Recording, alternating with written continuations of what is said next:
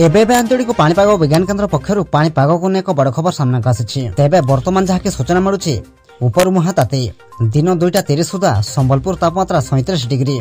एने पाणीपाग विभाग पक्षर सतर्क रहा कड़ा चेतावनी। तेबे यहाकु नै केउ सब जिला को केते मात्रा विपद रही संपूर्ण अपडेट एही वीडियो माध्यम रे जानिबा, किंतु ता पूर्व वीडियो को गोटे लाइक करंतु और वीडियो टी को आपण मानक सांगसाथी मानक अधिक रु अधिक मात्रा शेयर करंतु। जदि आम चैनल रे आपण प्रथम थर वीडियो देखुचंती ताहेले एबे ही चैनल को सब्सक्राइब करी पाखरे था बेल आइकन को प्रेस करी ऑल नोटिफिकेशन को ऑन कर रखंतु, जहा द्वारा आगो को पाणीपाग संबंधी लेटेस्ट अपडेट आपण माने सर्वप्रथम आम चैनल माध्यम रे पाई परिबे। पाणीपाग विभाग तरफ मिलिथिबा सूचना अनुसार दिन को दिन बढ़ी चलती तापमात्रा। गतकाली सोमवार दिन 2:30 सुधा 37 डिग्री छुईला तापमात्रा। ततला कड़ाई रे भाजी होइदिला संबलपुर।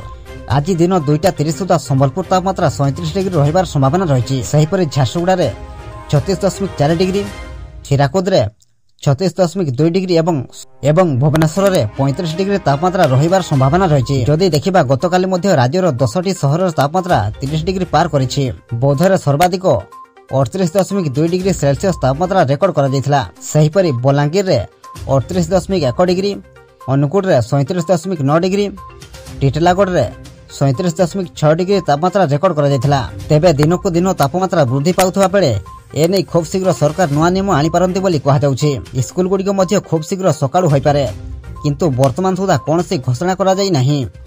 सेथिपई आपण माने अलर्ट रहंतु।